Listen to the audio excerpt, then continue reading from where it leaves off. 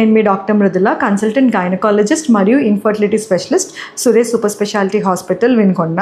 ఈరోజు మనకి ఒక పేషెంట్ వచ్చారనమాట ఇన్ఫర్టిలిటీ ట్రీట్మెంట్ కోసము.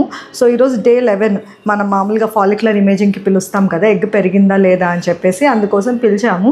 సో స్కాన్ చేసి చూస్తే అంటే అటువైపు ఒక సైడ్ ఎగ్ మంచిగా పెరిగింది, కానీ మనం ఎండోమెట్రియం లైనింగ్ కూడా చూసుకోవాలి కదా. ఆ లైనింగ్ చూసినట్టయితే పాలిప్ అన్నది కనపడింది అనమాట. సో మీరు ఇప్పుడు ఇలా అల్ట్రాసౌండ్లో చూసారనుకోండి, ఈ మధ్యలో ఇది ఎండోమెట్రియల్ లైనింగ్. మనం యాక్చువల్లీ సలైన్ ఇన్ఫ్యూజన్ చేసాము. చేసిన తర్వాత చూసారా చిన్న కురుపు లాగా, పింపుల్ లాగా, దీన్ని పాలిప్ అంటాం అన్నమాట.